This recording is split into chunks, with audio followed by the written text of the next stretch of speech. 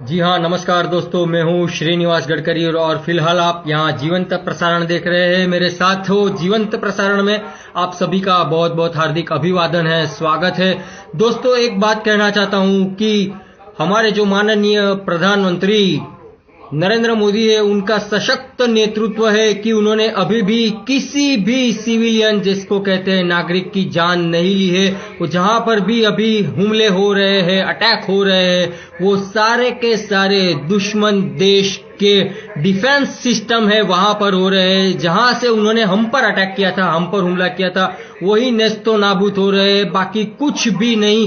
किसी भी सिविलियंस पर उन्होंने अलग से हमला या अटैक करवाने की या करने की कोशिश नहीं की है। और ये उनका सशक्त नेतृत्व है और ये दायित्व के साथ उन्होंने ये जो जंग छिड़ी है उसको अंजाम तक पहुंचाने के लिए उन्होंने अपने आप को करारबद्ध किया होगा। जैसे कि वो गीता और सारे वेद पुराण शास्त्र पर चलते हैं, तो उसी तरह से आज भी उन्होंने ये सशक्त और प्रबल नेतृत्व के साथ पूरी सेना का एयर चीफ मार्शल है, चाहे थल सेना हो, वायु सेना हो, नौ सेना हो, उनका सशक्त नेतृत्वकरण कर रहे हैं। और यहाँ पर मैं एक बहुत ही सोचा समझा गंभीर विषय लेकर आया हूं, जैसे ऑल आउट वॉर जो है इंडिया पाकिस्तान, भारत और पाकिस्तान के बीच में छिड़ चुका है, चल रहा है।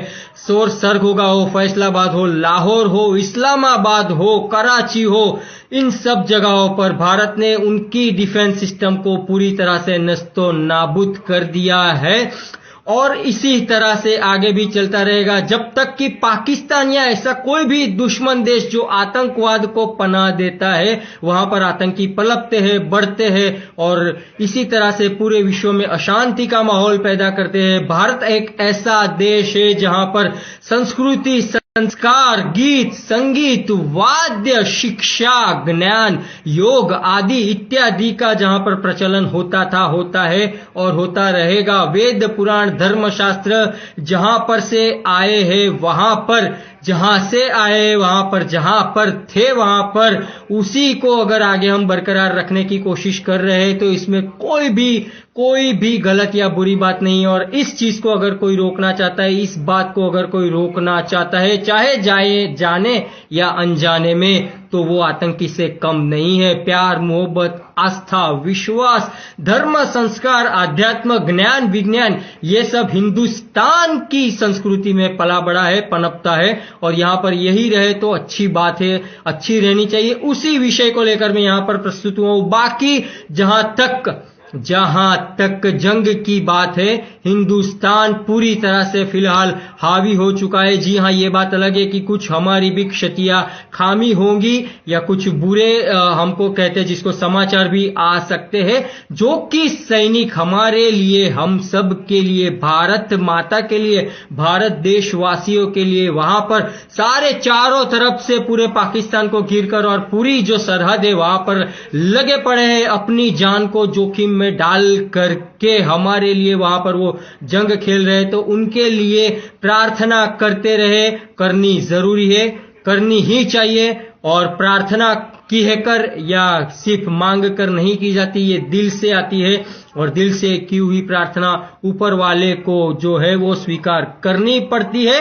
अब वो समय आ गया है कि हर बार मैं किसी कौम या नस्ल की बात नहीं कर रहा हूं, लेकिन कुछ लोग कहते हैं कि हमें जहन्नुम में मिल जाना चाहिए या इनको जन्नत मिलनी चाहिए। तो 72 हुरो दिखाने का समय मुझे लगता है कि अब आ चुका है, क्योंकि आज जिस तरह से हमारी सेना का मतलब मैं किसी एक से बात नहीं कर रहा हूं, डिफेंस की बात कर रहा हूं मैं, उसमें चाहे एयरफोर्स हो, नौसेना हो, थल सेना हो, मतलब नेवी हो या आर्मी हो, आर्मी, नेवी, एयरफोर्स, तीनों हर तरह से टूट पड़े, लगे पड़े, चारों तरफ से अपनी पूरी कोशिश के साथ, पूरे प्रयत्नों के साथ सकारात्मक तरीके से ये लोग लगे पड़े हैं। और अब तक उन्होंने, जहां तक मुझे भी पता है, आपको भी पता होगा, JF-17, 2 JF-17 और एक F-16 को उन्होंने धराशायी कर दिया है और बहुत सारे दुश्मन देश के मिसाइल और ड्रोन को मार गिराया है। एक भी मिसाइल या ड्रोन अब तक भारत की धरती को, भारत की भूमि को उनको नसीब नहीं हुआ है, जहां से आसमान में आए थे आसमान में ही वापस ऊपर चले गए हैं। तो ये बड़ी अच्छी बात है। और ये कुछ ऐसे लोग जो थे वो कह रहे थे, वो सोच रहे थे नरेंद्र मोदी के बारे में पिछले कुछ सालों से कि नरेंद्र मोदी ये जो गादी पर, ये पॉलिटिक्स की बात है, ये राजकारण की बात है, ऐसा कुछ कहते होंगे या कह रहे थे कि इन्होंने क्या किया है। आज उनको ये परचम मिल रहा है, लहरा दो खरगोशी का सरगोशी का परचम लहरा दो। इस बात के लिए, इस दिन के लिए उन्होंने ये तैयारी पहले से करके रखी थी। संगीत की भाषा में अगर बात करूं तो हमें भी चिल्ला लगाना पड़ता है। मतलब कि किसी चीज को साधने के लिए, उसको आत्मसात करने के लिए वक्त देना पड़ता है, उसका रियाज करना पड़ता है, प्रयत्न करना पड़ता है, प्रैक्टिस करनी पड़ती है। और वो चीज मतलब कि वो जो हमारा वाद्य है वो हमारे पास सही सलामत अच्छी कंडीशन में, अच्छी उसमें होना चाहिए। तो इसी तैयारी में मुझे लगता है, ये मेरा व्यक्तिगत ओपिनियन है, ये शायद कल उठकर सामने बात आएगी। न्यूज चैनल वाले, टीवी वाले, प्रेस वाले, समाचार वाले, न्यूज़पेपर वाले आपको कल सुबह आपको बताएंगे कि नरेंद्र मोदी ने ये जो कुछ किया था वो इस दिन के लिए किया था। लेकिन मैं अभी फिलहाल आपके समक्ष ये जीवंत प्रसारण में खुद मेरी जो बात है वो आपके समक्ष प्रस्तुत कर रहा हूं। नरेंद्र मोदी ने शायद, माननीय बड़ा प्रधान नरेंद्र मोदी जी ने शायद इसी दिन के लिए, इसी बात के लिए ये सारे जो उनके सरंजाम जिसको कहते हैं, साधन कहते हैं जिसको, उन्होंने वो संजोग कर रखे थे और उसको बसाए थे। बहुत से हमारे विपक्ष वालों ने उस टाइम पे उनको मोनाटोना मारा था कि ये नरेंद्र मोदी जी क्या कर रहे हैं, इतना करोड़ का ये और वो। आज पता चल रहा है कि एक भी डिफेंस सिस्टम हमारा जो है वो कामयाबी की कदम चूम रहा है, कामयाबी के फलक पर जाकर अपना तिरंगे का परचम दिखा रहा है। दुश्मन देश का एक भी डिफेंस सिस्टम, एक भी ड्रोन, एक भी मिसाइल, अरे यहां तक कि फाइटर प्लेन भी हिंदुस्तान की सरजमी पर अपना कुछ भी एक तिरला भी नहीं छोड़ पाए हैं। हाँ, उनकी राख जरूर नीचे गिर रही है, लेकिन जो उनका खुद का सिर्फ मलबा नीचे गिर रहा होगा, बाकी जमीन पर वो जद्दोजहद में लगे पड़े हैं। हर तरफ से आईएनएस विक्रांत को भी खोल दिया गया है, अरब सागर को भी खोल दिया गया है। और आईएनएस विक्रांत भी जिस तरह से हमने कुछ वर्षों पहले, जी हाँ मुझे आज भी याद है, मैंने शायद फेसबुक पर ये कुछ मेरे शेयर्स किए हैं, फोटो साझा किए हैं मेरे MiG-21 के साथ। जी हाँ, फाइटर प्लेन MiG-21 और पैरासीलिंग का जो कैंप किया था और आर्मी की जो तालीम ली थी मैंने NCC C सर्टिफिकेट ग्रेड के साथ, और नेवी की भी कुछ तालीम ली थी। तो उन चीजों को मैं, उन बातों को याद करते हुए मैं कहना चाहूंगा कि आज वो मुझे हकीकत में बरकरार और समक्ष मेरे दिख रहे। और ये कारगिल के वॉर में भी मैं उस वक्त एनसीसी में मौजूद था। मेरा उस टाइम पे सेकंड ईयर चल रहा था, जहां तक मुझे याद है, वो बहुत छोटा था, लेकिन हमको वहां पर सरहद पर जाने की हमको अनुमति नहीं थी। हम लोगों ने पूरे देश को, अंदर के मोर्चे को संभाले रखा था। और इसी तरह से मैं आपसे गुजारिश करूंगा कि आज भी हो, स्वयं को सुरक्षित रखिए, अपने इलाके को सुरक्षित रखिए। दोस्तों सरहद पर जाकर या किसी भी गन को लेकर या फायर फाइटर के साथ जाकर के या मशीन गन के साथ लेकर के सिर्फ जंग लड़ना, ये ही सैनिक का काम या कर्तव्य नहीं होता है। सैनिक वो भी होता है, सिपाही वो भी होता है जो खुद को सुरक्षित रखे, औरों को जीवन प्रदान करे। और हमारा अब एक सिविलियन के नाते, नागरिक के नाते ये सबसे पहला फर्ज बनता है कि हम जहां पर है वहां पर हमें खुद को सुरक्षित रखें और अपने इलाके में जितने भी लोग हैं उनकी भी सुरक्षा का पूरी तरह से ख्याल रखें। भारतीय सेना पीओके में 60 किलोमीटर तक अंदर घुस गई है। ये अभी धर्म युद्ध की मैं जो बात कर रहा था, वो यहाँ पर टीवी में अब बोल रहे हैं वो लोग कि ये धर्म युद्ध है। मैंने शुरुआत में ही कहा था, नरेंद्र मोदी जो गीता, रामायण, महाभारत, वेद, शास्त्र, पुराणों के साथ चलने वाले और संस्कृति और धर्म के साथ चलने वाले नेता है। और वो सिर्फ नेता नहीं है, नेता कि उनका नेतृत्व मैंने पहले बहुत बहुत बार दोहराया है, सशक्त नेतृत्वीकरण, सशक्त नेतृत्व जिसको कहते हैं, आज उसकी छटा, उसकी झांकी यहाँ पर आप सबको दिख रही है। फिलहाल मैं यहाँ पर जीवंत हूँ, वो भी उनकी बदौलत। वहां पर उनका जो नेतृत्वकरण था, और हमारी जो सेना है, आप मुझे जो जीवंत प्रसारण में देख रहे हो, सुन रहे हो, देखोगे, सुनोगे, वो भी उन्हीं की बदौलत हम आज यहाँ पर सुरक्षित है। उन्हीं की बदौलत मैं कह रहा था, संगीत की भाषा में चिल्ला लगाना। जैसे नरेंद्र मोदी ने बहुत सारे राफेल और न जाने कितने कितने कितने बहुत सारी बंदूक और न जाने कितने, आपको खुद को पता है, मैं क्या दोहराऊं, मैं क्या बताऊं। जैसे बहुत सारे जो इंस्ट्रूमेंट जिसको कहते हैं और वेपन्स जिसको कहते हैं, उन्होंने संभाले रखे थे, उन्होंने खरीद लिए थे, उन्होंने बसाए थे हिंदुस्तान की सुरक्षा के लिए। अगर वो चाहते तो इनका उपयोग वो उसी वक्त कर सकते थे, लेकिन नहीं नहीं नहीं, उन्होंने अभी भी उनमें से कुछ 10 या 15 या 20% ही जिसको कहेंगे उन वेपन्स का इस्तेमाल किया है, मुझे लगता है। तब तक जहां तक मेरी सोच, अगर नरेंद्र मोदी ने खुली छूट दी और उन्होंने कहा कि टूट पड़ो, hit them and hit them hard till they death and जो पूरा नेस्तो नाबीद ना हो जाए, तब तक उनको हिट करते रहो, मारते रहो, तो सोचो क्या अंजाम होगा दुश्मनों का, ऐसे देशों का जो हमारे साथ बगावत करते हैं, हमारे दुश्मनी, हमसे दुश्मनी पाल लेते हैं। और वो भी कैसी दुश्मनी, आतंकवाद वाली दुश्मनी।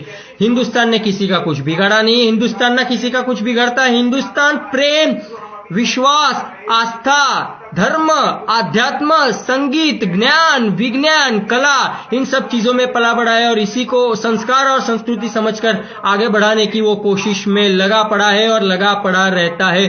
तो दोस्तों, आप मुझे बताइए क्या ये सही नहीं है? अगर हमारी सेना, अगर हमारे जितने भी वहां पर अधिकारी हैं वो ये अगर कर रहे हैं, तो क्या ये इसमें कौन सी गलत बात हो गई? और आप लोग न्यूज देख ही रहे होंगे, और यहाँ पर अंधारपट नहीं है, यहाँ पर ब्लैकआउट नहीं है। पाकिस्तान में जहां तक मुझे पता है 50% से ज्यादा पाकिस्तान में ब्लैकआउट हो चुका है। मैं पाकिस्तान इसके लिए बोल रहा हूं क्योंकि अभी हमारी जंग जो है वो पाकिस्तान के साथ चल रही है। इसके लिए जो दुश्मन देश के साथ हमारी जंग चल रही है, वहां पर 50% से भी ज्यादा वहां पर ब्लैकआउट हो चुका है। और इसी ब्लैकआउट में आप सुनिए, आप सोचिए और आप समझिए कि हमारी जितनी भी रडार सिस्टम है, हमारे जितने भी डिफेंस सिस्टम है, हमारा जितना भी अटैक सिस्टम है, उन्होंने पाकिस्तान के किसी भी सिविलियन पर अटैक अब तक नहीं किया है। हाँ, थोड़ा सा इधर उधर की हानि हुई होगी, वो बात की बात है, लेकिन पूरी तरह से ध्यान में रखा गया होगा जब प्लानिंग की होगी, जब प्लानिंग हुई होगी इस चीज की, तब कि हमें क्या करना है, हमें कहां पर अटैक करना है। और कब से न्यूज वाले बता रहे हैं न्यूक्लियर न्यूक्लियर न्यूक्लियर, अरे क्या न्यूक्लियर?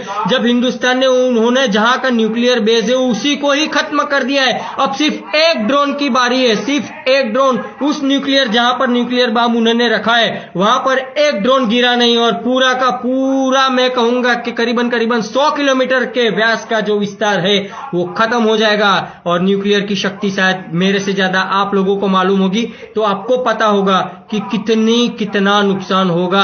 तो ये जो दुश्मन देश है वो हमें न्यूक्लियर की धमकी ही दे रहा है और देते रहेगा। लेकिन अगर नरेंद्र मोदी ने सिर्फ एक इशारा अभी भी कर दिया ना दोस्तों, कि आप जाओ और वहां पर जहां पर उन्होंने न्यूक्लियर छुपा के रखा है या गाड़ के रखा है उसको जमीन में ही गाड़ दो, तो मेरा पूरा विश्वास है कि हमारा सिर्फ एक छोटा सा 2 या 3 हजार वाला जो ड्रोन है वही काफी है दोस्तों, वही काफी है।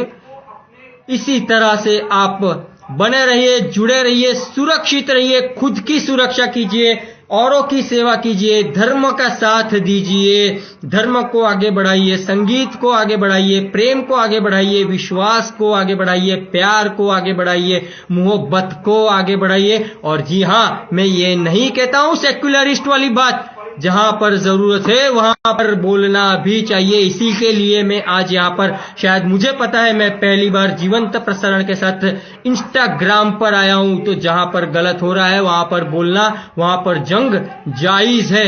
और जिसको कहता है भगवान भी उसी का साथ देता है, जो कोशिश करता है कोशिशें कामयाब होती है, कोशिशें ही कामयाब होती है। और आज तो कोशिश नहीं, पूरा का पूरा मैं कहूंगा कि उन्होंने, नरेंद्र मोदी जी ने अपनी पूरी सेना के साथ, सेना में फिर से दोहराऊंगा, एयरफोर्स, आर्मी, तीनों दलों के साथ बैठक करने के बाद ही ये निर्णय किया होगा कौन सी तारीख को किस तरह से क्या करना है, और उसका प्रतिसाद क्या आएगा, उसका रिएक्शन क्या आएगा, उसका प्रतिभाव क्या होगा, उसके ऊपर हमें किस तरह से फिर रिएक्ट करना है, उसका हमें किस तरह से उत्तर देना है, उस हमले का हमें किस तरह से सावधानी से और सुरक्षा को मद्देनजर रखते हुए हमें किस तरह से उस डिफेंस सिस्टम में बरकरार रखते हुए हमारे देश की, भारत माता की सुरक्षा, भारत की सरजमी को बहुत अच्छी तरह से संजोग कर रखना है। इसी ये तरह की पूरी उन्होंने ये प्लानिंग करके उन्होंने आज 13 दिन के बाद, जी हाँ, पहलगांव अटैक के 13 दिन, हमारी संस्कृति, हमारा धर्म ये कहता है कि 13 दिन तक वहां पर उनका जो 12वां 13वां होता है वो शांति होती है, और उदक शांति के बाद फिर एक नया सूरज उगता है और उस दिन मिठाई खाई जाती है। तो नरेंद्र मोदी ने ये ऑपरेशन सिंदूर के तहत, जी हाँ, ऑपरेशन सिंदूर के तहत उन सुहागनों का जिनका छीना है और जिन सुहागनों के मांग में सिंदूर है, उनको आज मिठाई बांटने के लिए उन्होंने ये दिन चुना होगा। जी हाँ, आप लोगों में से बहुत सारों के घर पे, मैं तो कहता हूं सारों के सारे, सब लोगों के घर पे 13वां तो हुआ ही होगा किसी ना किसी का, और 13 दिन तक हम मिठाई नहीं खाते हैं, शक्कर का स्वाद नहीं चखते हैं, लेकिन 14वें दिन या 15वें दिन या 16वें दिन जब उदक शांति होती है, तब मिठाई का पहला जो है वो निवाला दिया जाता है, मिठाई दी जाती है।